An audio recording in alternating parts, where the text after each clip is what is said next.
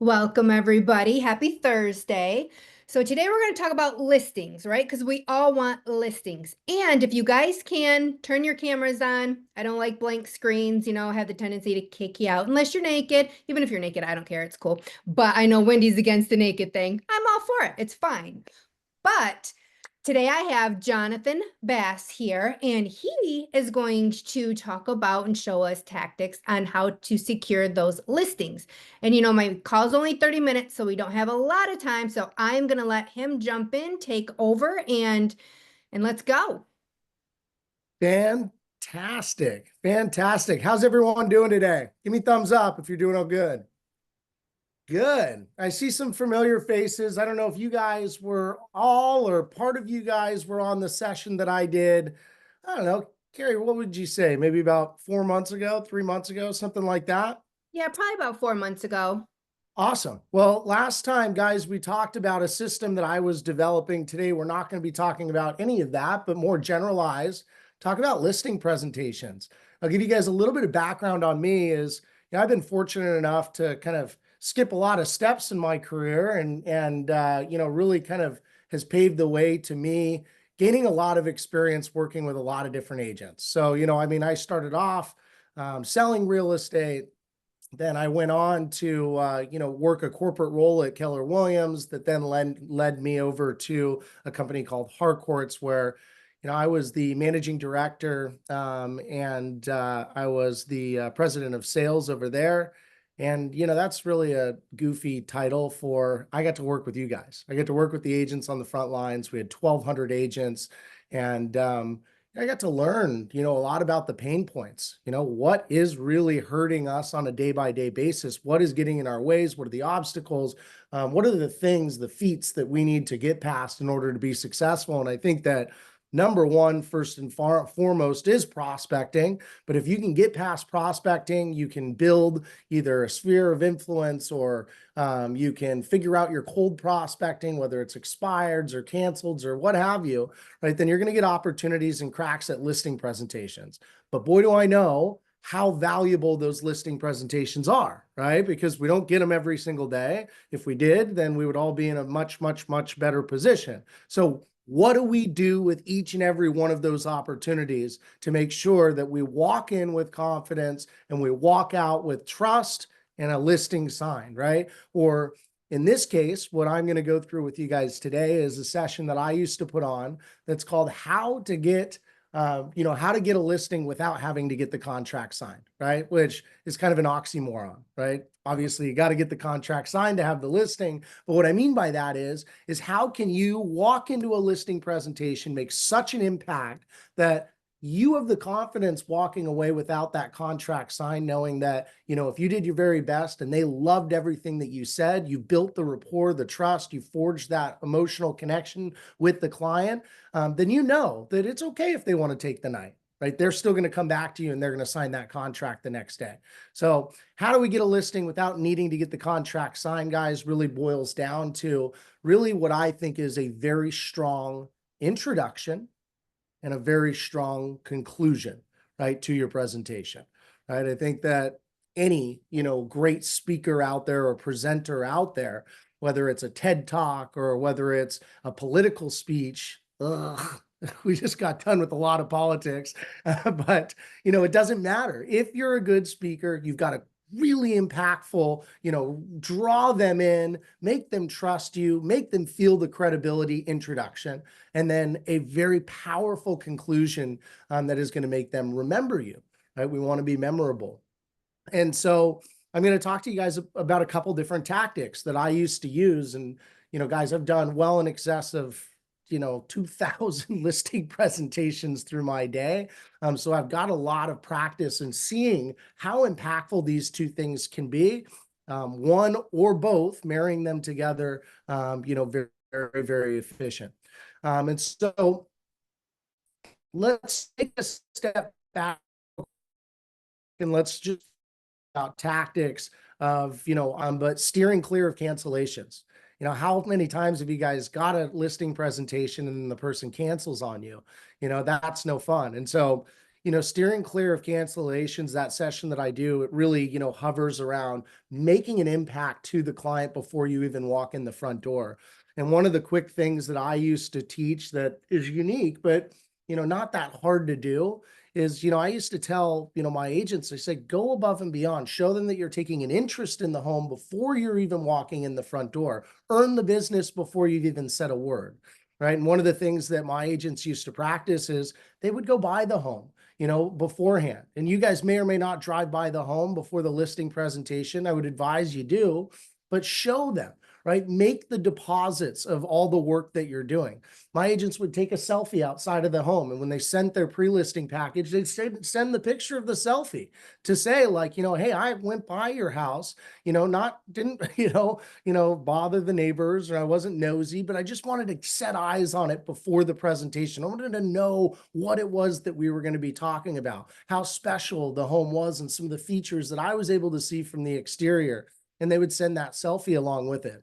And so you guys can get really creative in steering clear of cancellations of the value that you can bring to your client or potential client even before you walk in the front door, right? Make a list of those things and make that your standard procedure of when you get a listing presentation, these are the things that I need to get done before I even walk in the front door. And those deposits will add up. And what it shows the person, and in a way, it really kind of creates a little bit of a guilt trip. It's like they're not going to cancel on you if they know the amount of work that's already gone into the presentation that you're developing for them. But it also tells them, hey, you're not going to be a waste of time, right? You're going to bring to them, this level of expertise that they may not have seen in the past, that they're not seeing with other agents that are, getting the presentation and then coming in and giving the same generic approach. Okay, so steer clear of cancellations. That's huge. We want all of our presentations set to be presentations where you're right there on your butt with them, talking about the home and really showing what it is that you guys are capable of. Let's move on. So you get there, right? You ring the doorbell, you walk in, you're meeting them. And the first things first is, you typically want to do a tour. I would equally use the tour to get to know the home as well as the seller, right? I wanted to use the tour to, start to forge that connection with the client, right? Not just asking fluff questions, but, really asking, engaging questions, qualifying questions, right? Really showing that, you have a level of expertise above the rest. One of the things that I would always ask is, instead of saying to them like, hey, could we do a tour? Is I would say to them, hey guys, look, one of the things that I recognize is that when you purchased this home, you were the best buyer, right? Regardless of all the other offers that were on the table, the seller decided to pick you because you were the best buyer. And I think we would both agree that we're trying to target the best buyer again. And so what better person to lead me through the home and give me give me the level of detail of what you really fell in love with, right? Keep it positive. What did you really fall in love with about this home when you first walked it? Because essentially those same features are ones that we're going to want to highlight, right? Because you were the best buyer once, and we're trying to attract just that again, right? It's a lot better it's a lot more emotionally connected, to ask them, to first frame it for them and then ask them, for them to lead that, that tour on the basis of what they love, rather than, a lot of times they're nervous about the tour because they're nervous you're going to tell them all the things that are wrong with their home, right? And we can take notes on the things that are wrong with the home, and those can certainly be of mention of what we can talk about later in the presentation. But at the forefront, right, we want to really forge an emotional connection with them and start to, kind of understand what their wants and their needs are. Okay. The third thing is, do take notes, right? Because, there are going to be some fixes and stuff. And certainly in the presentation, I think that one of the most important things for you to display to a seller is that you are an expert at home preparation, and that you can lead them to, what it is that are sometimes small and sometimes large fixes to the home that are going to create a dollar in, dollar out. Right. So take lots of notes, really diligently, jot things down, because that's going to be a lot of ammunition for you later when you sit down for the presentation. Okay. Sit down meeting, guys. Now, this is something that I would tell my agents is a non-negotiable, right? When you sit down with someone, I think that we've got to really, in real estate especially, we've got to put ourselves into the seller's shoes for a second. Is what are they feeling? What are the hesitations? Why is it that they might not be super comfortable sitting down and starting that conversation? Now you're there, so they're willing to do it. But willing to do it and comfortable doing it are two completely separate things. And a lot of times we think about it like a salesperson, like go, go, go, go, go, but they might not want to move that fast, right? Or they might be uncomfortable because they know they have deferred maintenance, or they might have had an agent that, overpromised and underdelivered last time, and they're really weary of that. There's a million different reasons. And so sitting down and understanding what is going to be the most uncomfortable portion of this presentation for my potential client is an important question to ask, right? And I'd say if you survey 100 sellers that are about to sit down for a listing presentation, I would say 90 of them at least would say that it's money related, right? Whether it's price or commissions, right? That's going to be uncomfortable. And, more so, that really comes out. You start seeing the commissions on the contract, right? They're worried about having to sign something right then and there, not having ample time to make a decision.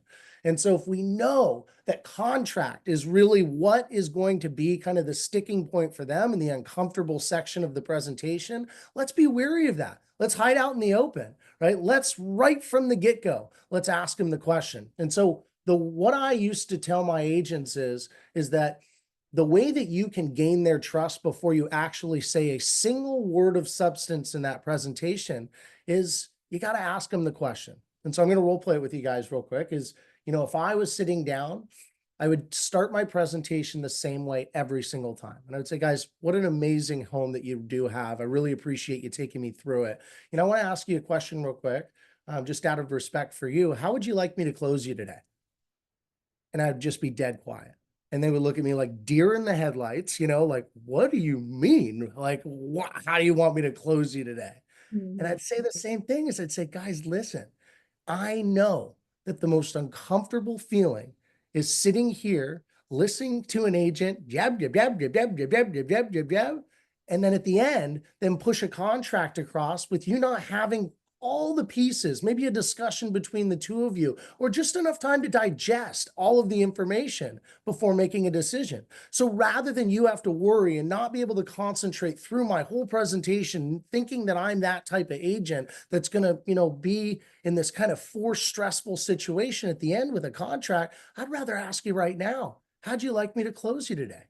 Are you the type that if I say everything that you want to hear, you're ready to sign?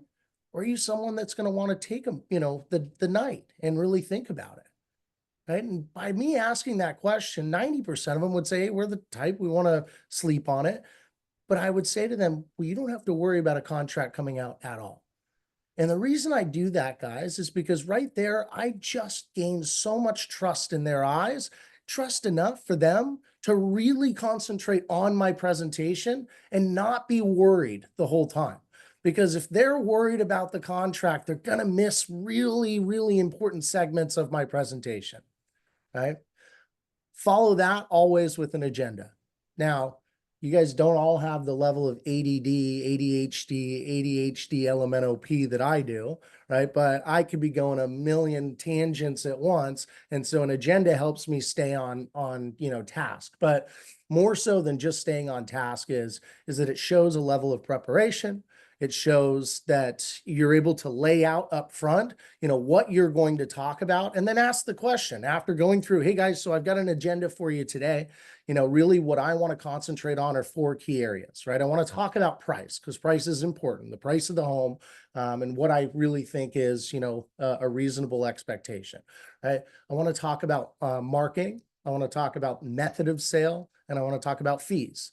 And then I would ask them, are there any other aspects of the presentation that you'd like me to cover on that aren't going to fall into one of those 4 categories, right? And I might go and give some sub clauses on those categories, but I'm showing them a level of organization and preparation and formalizing the meeting for them, right? If they're canceled or an expired, chances are that they're looking for more structure, right? They want an agent that has that. If they're not a canceled or expired, still, it's their biggest asset, or one of their biggest assets. They're going to want that level of structure.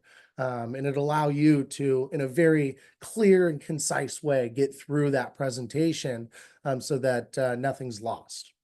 So as far as the sit down meeting, right? Always asking them, how do you want me to close you today?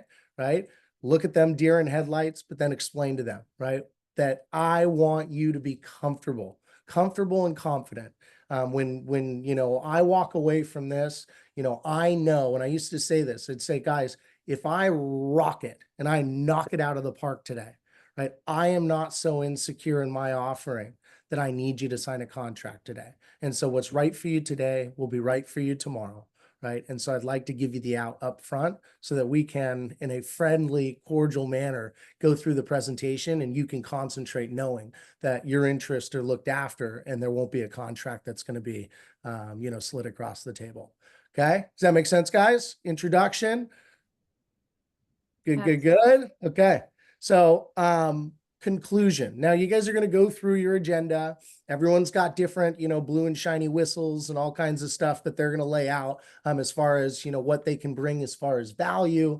One of the things that, I used to, love to do is I was very visual. And I realized that even though I had done 1,000, 1,500, 2,000 listing presentations, I still needed to visualize what my process was for each and every listing.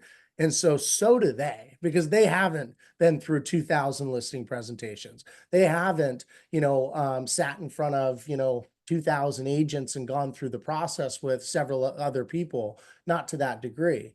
And so one of the things that I would do in my conclusion after going through my entire presentation is that I would put everything on a calendar, right? And I wouldn't do it in advance, right? That's really important, is that, you want to do it kind of as an exercise with them. And so I would say, guys, in conclusion, what I've done is, I've brought this blank calendar here. And the reason it's blank is because I didn't want to make any assumptions as to what your timeline looked like. But let me ask you, in a perfect world, when would you like the property on the market? We want it in 2 weeks. Great.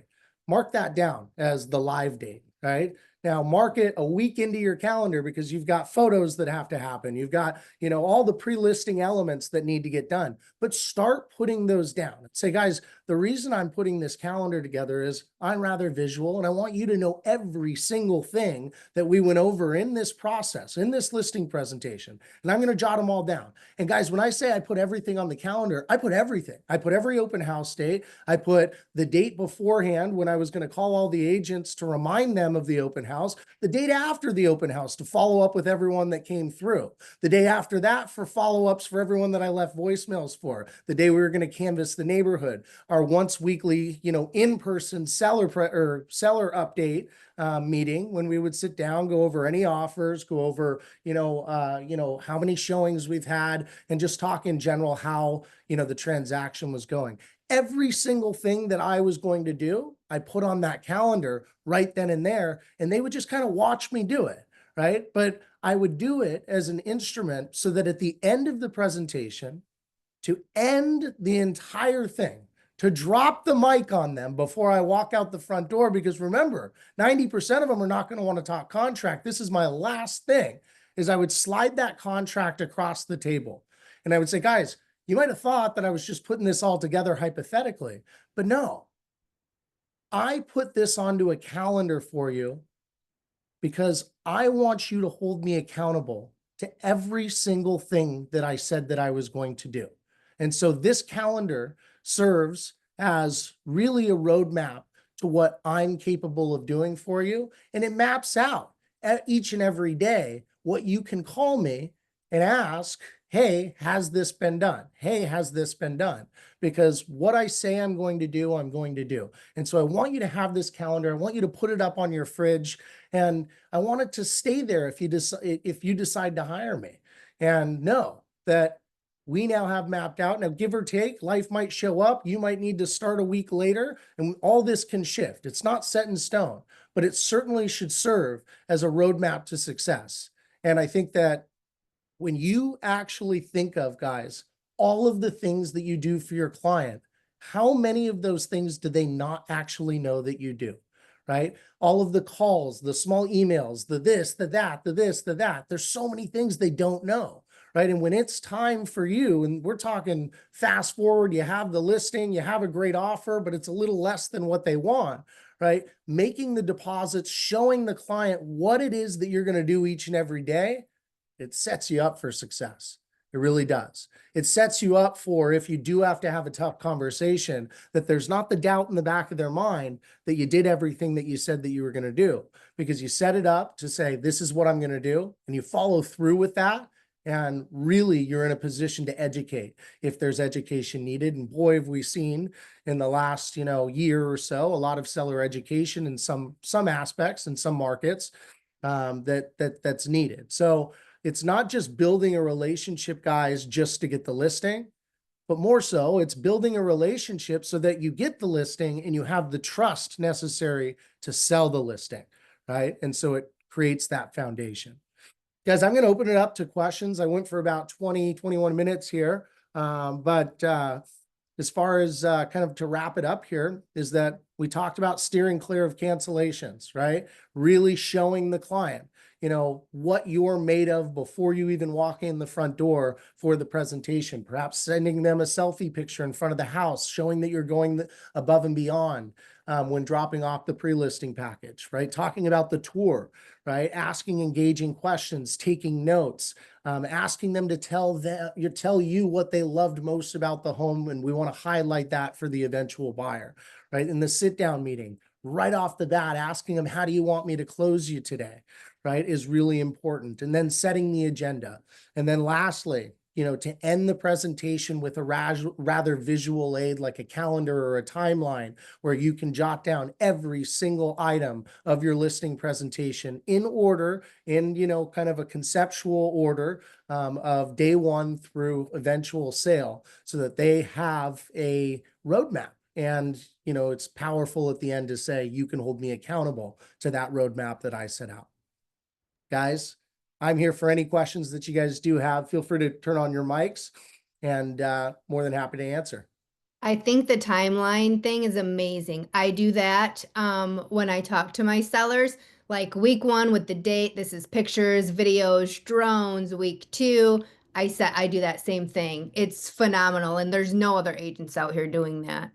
No, I mean, I see it so rarely, Carrie, and I can't believe that it's so rare, because it's not a difficult thing to do. You're already going through all that stuff in your presentation, but a lot of times we feel like we're dialed in on the presentation, and they're like, well, wait, when does that happen? And this happened, and this happened, and this happened. They get all the pieces, and the timeline or the calendar, it puts all the pieces together into a complete puzzle for them. And you don't want them to have any doubts when you walk out the door. You want them to have surety. Right.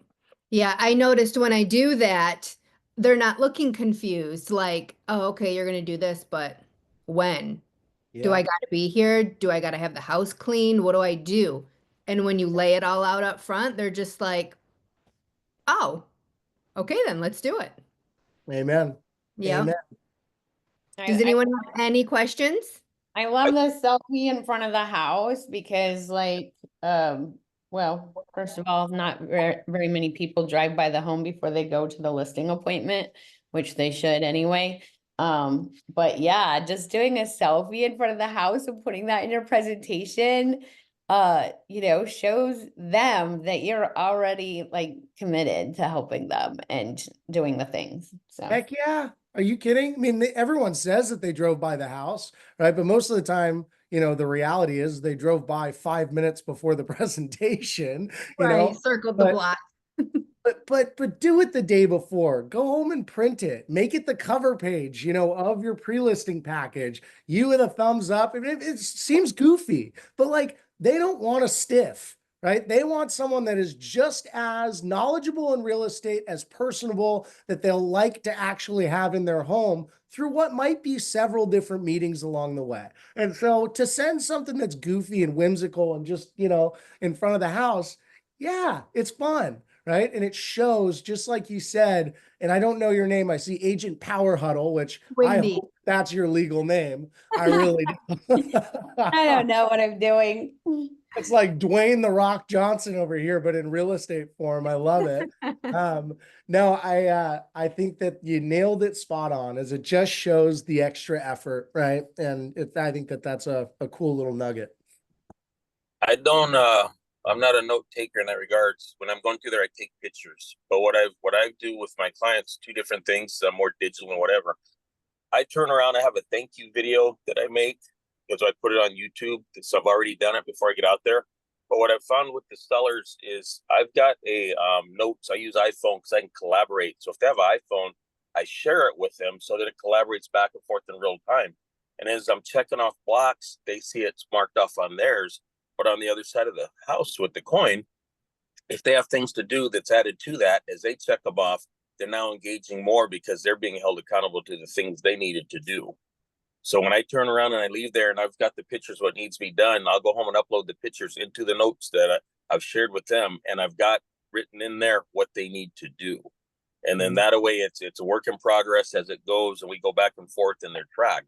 And my calendar, I use the one on my phone as well as the Google Calendar. So I love that calendar thought. I'm the same way, but I can't tell them my photographer will be here tomorrow, because until I'm there and I know when they're ready, I can't schedule it, but I do have it down to be done. Good. Yep. Whatever works for you. I mean, two afters the other, I mean, it's there's many different ways that you can skin that cat. You just want it to be engaging and connecting. If you're getting a connection from them by sharing it digitally, great. The biggest thing for me, is stay active in that presentation. Don't just walk around with your notebook like this and like peek in, walk in and enter the room. Walk all the way to the far side of the room, walk all the way back to the door, right? Even if they just peek in real quick, really show that you're there to look through every nook, not every nook and cranny, you're not looking through their drawers, but really take the whole home in, right? When I used to go into the backyard, I would walk all the way to the property line in the back. Right? I would touch the fence, right? I would look to the side and the side. I would really show that I'm maximizing my time there by really understanding the whole home, not just a piece of the home. And so as I did that though, yes, if you're taking pictures, it's showing that you're engaged. It's showing that you actually, are going to take something from this presentation and continue to create ideas for the home. And that's what you want. So whether it's pictures or notes or what have you, or you're drawing smiley faces on your thing, because I've been in some homes before, guys, where you always, go, oh, wow, what a terrific home. But if it's a hole, and I mean, like I had one that had a Volkswagen size hole in the roof. It was red taped, but it was on a gold mine of a opportunity zone that could build 12 units up. I said, wow, what an amazing opportunity this would be. I didn't say what an amazing home. I said, what an amazing opportunity. But nonetheless, still, I am actively there. I am taking notes. I am really engaging with them. And, you'll just see a different type of client when you showed, that prior to even walking in the door that you took an interest, then when you're there, that they can see that you're taking an interest through the tour. And then when you actually sit down, to take an interest in them by saying, hey, how would you want me to close you today? Right. And removing that right away to say, hey, I'm not like every other agent. I don't need to get your contract signed today. It's more important to me that I maintain a relationship with you. And if it means that it would be uncomfortable for you to look at a contract today, I want to be appropriate and I want to be sensitive to that. And so what's right for you today is going to be right for you tomorrow. You won't see a contract if that's, what you're looking for today. Right? It just shows that you're just not that hungry commission breath salesperson that they think. Now, it's not right, wrong, good, or bad. I mean, some people are, I've seen them, but most of us genuinely have, care in what we do. But we got to understand their side of it, which is they don't know you yet. And so you got to show you in the best light that you possibly can. Mhm. Linda, you got a question? Yes, I do love the idea of putting myself in the selfie because I usually take a picture. I used to get it from Google Maps, but then I started actually going ahead of time, probably from one of Wendy's classes. But anyway, my question is, um, two questions. I was wondering, did anybody say, "Oh yeah, afterwards, I want to see your contract and are you ready?" But and the other question is, do you okay, answer that question and I'll hopefully that other question will come to mind what I was gonna ask. All the time. That's gold right there. That's vocal gold when they say, yes, you know what? And I've had people before at the beginning, they are so focused on my presentation because I gave them the out and they said, no, you know what? We want to sleep on it no matter what we hear. And I get to the end of the presentation and I knock their socks off and they go, you know what? I think that we were going to see one more agent, but we've seen 4 already. I think that we're good to move forward here, or at least, I think we're good to, actually take a look at the contract. And I've afforded myself that opportunity truly because I think that I have gained their trust by giving them the out. Right now, they can always take themselves out of the out and say, hey, you know what? I actually do want to take a look at a contract. It is seldom few and far between because usually they'll stick to their guns. But again, who are they going to remember? The agent that tried to force the contract down their throat and they had to awkwardly, go and do the dance back and forth and go, look, we did say we're not signing anything today. Kind of get frustrated at the end. Are they going to remember me, right? Who just, absolutely was them as far as where my focus was. The house, the seller, nothing about the contract. Or the inverse, which was the person that tried to, maybe lean on the insecurity of what their presentation is and needing to get that contract signed and not spending as much time on them and the house. Yeah, and I remember my other question is, do you walk through the house with the first thing you get there, and then when you sit down, you ask them about the how would you like me to close you today, or do what's that initial process? You sit with them first and then walk through the house? Yeah, I walk the house first because walking the house, asking the question, hey guys, well, not so much question, but statement saying, you were the best buyer. You fell in love with this home more so than any other buyer. You paid the most amount of money. And boy, is that our target audience. We want to find the best buyer. And so I want you to lead this tour and I want you to lead it in the way that you're able to point out some of the features that you fell in love with most. Now, why do I start with the tour? Because I'm already building rapport with them. I want it to be warm when we sit down. Now, to just put a cherry on top of warm is to ask that question, how do you want me to close you today? And just pause after that question. Let it be awkward for a second. Right? Let them say, what do you mean by that, dude or dudette? Because that's usually what they say. They're like, what do you mean?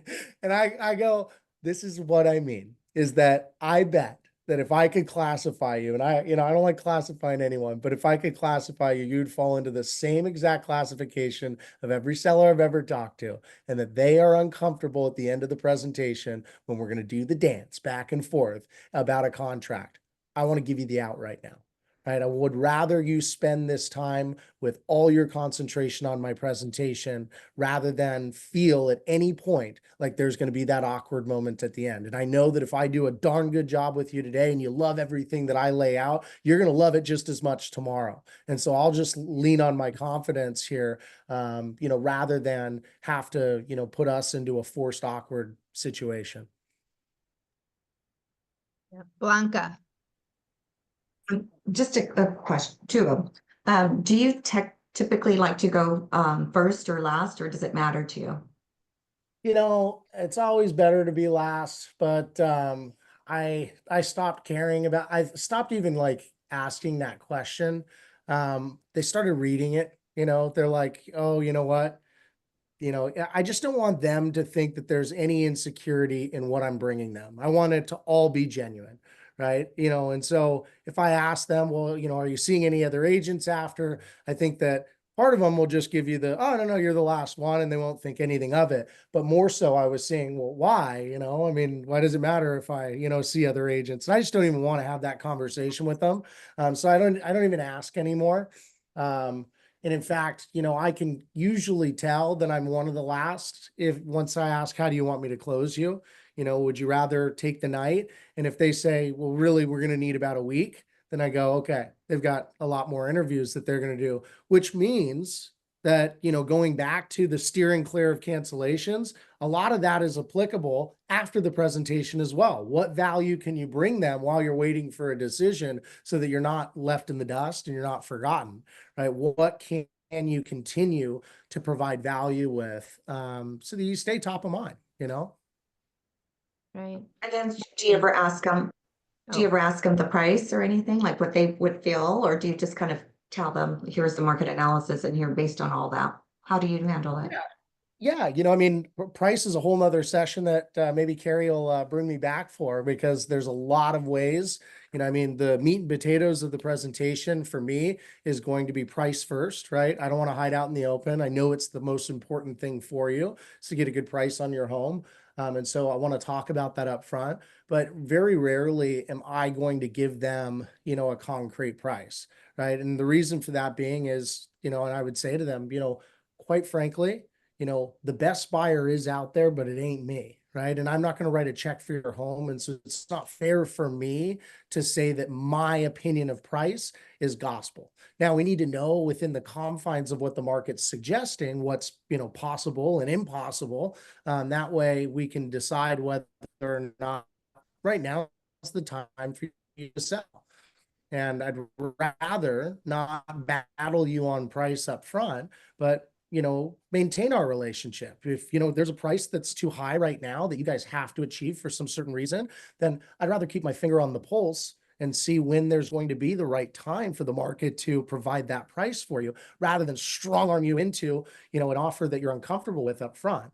And so with your permission, I'd like to, kind of give you my opinion there. And then I would go into a market analysis, more of an approach, but there's tons of other tricks that we could go through and stuff for price that we can talk about. But that's a good question. Yes, I always talk about price in some manner in the listing presentation, but more so from an analysis perspective.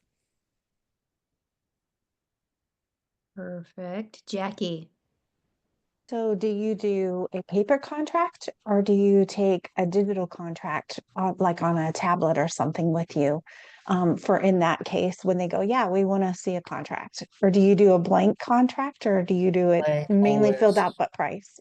Yep, blank always. Always. Because if I put anything on that contract, in black and white, and I can't erase it and make some assumptions, boy, Right. can you shoot yourself in the foot real quick.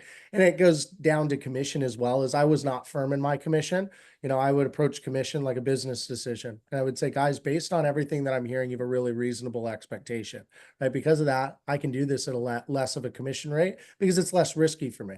If someone wants a, $300,000 for their $350,000 home, I'm going to sell it every single time. My overhead is worth it. My, pictures and time and all the, resources that go into it, I'm going to see the dollar in, dollar out of that. And so I'll give you a better deal on commissions, right? Especially if that's the sticking point of me getting the listing versus another agent getting the listing. But I'll say equally to them is, guys, when it comes down to, commissions, right? I look at myself like I do a star athlete.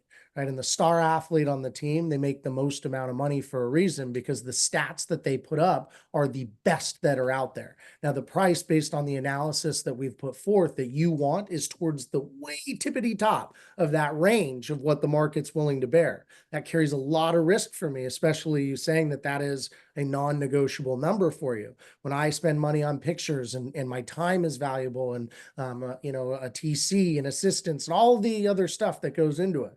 Right? If I'm going to make that risk, then the reward needs to be equally proportional. I need to know that if I'm going to take a high risk, I'm going to get paid like a star athlete. Is that fair? Is that fair that if I'm going to achieve star athlete results for you, that you'll pay me like a star athlete? And when you make that analogy, a lot of times people it's more palatable to them, right? It's not just the salesperson, greedy salesperson making more. It's putting it into a real life circumstance of where they go, oh yeah, okay. Based on the analysis, I am at the top. If I expect the top of the top, then I've got to pay for the top of the top, just like an athlete. Mm-hmm. Good questions, guys. Really Yeah. good questions. Anyone got any more for me? I know we went a little bit over time here, Carrie, so I How do you appreciate follow up? Like, what's your follow-up? Say it again. What's your follow-up? How long do you give them? Yeah, I mean, ultimately, when I ask them, how do you want me to follow up with you? How do you want me to close you? I usually will steer them to one day, right? So, I'll say, because they'll go deer in headlights and I'll go, let me explain. The reality here is like, I know so many agents are just so overwhelming in the presentation, and the need for them to get this contract signed completely envelops and encapsulates their entire presentation. And I don't want to be that if that's not you. If you're the type that needs a night to sleep on it, I'll lead it to need a night to sleep on it. If you're the type that needs a night to sleep on it, I know you're not going to, I know that everything that I said, if it's right for you today, it's going to be right for you tomorrow. And so would you rather, just giving them two options, would you rather look at a contract after we wrap up today, or would you rather wait until tomorrow when we can talk? Now, sometimes they'll give me, right then, they'll say, you know what, we need 3 days. That tells me that they're interviewing some other people. Yeah, most of the time, I would say 95% of the time, we're either looking at the contract that day, or I've got a commitment from them to look over it the very next day, and I will set that appointment with them before I leave the house. Perfect. Did that So help? there is not the need to nag to follow up. You've already got it kind of a set meeting for them, and be casual in how you set that up. It's not, okay, so what time are we meeting tomorrow? Because that could be just as kind of daunting as the contract conversation. It's, hey guys, I want to be really respectful of what you told me up front. And so I promise you up front, no contracts coming out. And I'm going to stand by that. But it is so important to me that I walk you through what's in the contract so that you're in the know. It's a standard, contract that we use, but there's some things in there, as someone that's going to advise you through this, that I want to make sure that you're in the know of. And so equally as we'll go through commissions and, finalize price and stuff like that, if you decide to move forward, I want to spend the time with you tomorrow to really go through the contract and know that you don't have any questions about any aspects of it. And so I need about 30 minutes of your time. When is a good time? Is around right now a good time for you to talk? And, doesn't have to be face to face, but it always is more impactful if it is. Yes. Suma. Do you talk the same way to the expired sellers also? For sale by owners, expireds? Especially, that was the vast majority of what I did was expired. Oh, okay.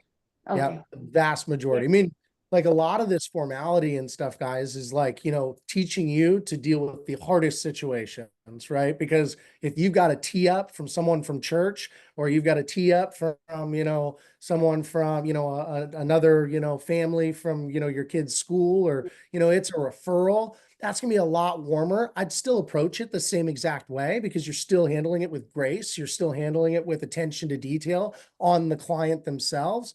But these tactics are ones that I had to implement to be different than the other 900 agents going after expired listings. And so that's how you learn how to get tough. You're playing in the mud, right? And expireds are playing in the mud, but in the best of ways, because it built my entire business was expireds. Now it led to then, having a pretty significant sphere of influence in, residual referral business, as it does, because you do well by your clients, they stick with you. But at the beginning, I was young. I didn't know anyone. I had to go and I had to dial for dollars. And boy, did I. Perfect. Thank you. You bet. Guys, I had a great time with you. I hope that you guys got something out of this, 1 or 2 nuggets that you guys can implement. Carrie, we could talk about doing, maybe a price and commissions conversation, objections conversation. Absolutely. I do see Christine has a quick question. You're muted. Okay, can we find you on social media? I want to follow you. Absolutely. I will pass along all my details over to Carrie, and when she circulates an email out, she'll give you guys all of it. Yeah, my name is Jonathan Bass, Jonathan. Last name is Bass. You can look that up. Or if you want to find me on Instagram, it's Cal Coastal Real Estate, Cal like California, CAL Coastal Real Estate, all one word, no underscores. But I'll give you guys all my details. And guys, I'm an open book. So if you shoot me an email and you want to, have a quick call to go over and have me reiterate some of this stuff, I got no problem doing it. All right. Perfect. Cool. Well, thank you, Jonathan. And yes, we will get together and have you on again and go over a lot more with the whole listing, with the pricing, the commissions, all of it. Sounds great. All right, you guys rock it today on your Thursday. Happy holidays to everyone. I appreciate you guys all being on here. Hopefully you got some good stuff. Thank Yes, you. Thank you so much. Thank you. Yes. And guys, next Thursday, we are going to talk about squeeze pages in Lofty. Yep, not KB Core, Lofty. So you don't want to miss that. But happy holidays, guys, and I will see you next Thursday. Thank you, Jonathan. You bet. Absolutely. Bye, guys. Bye. Bye-bye. Thank you.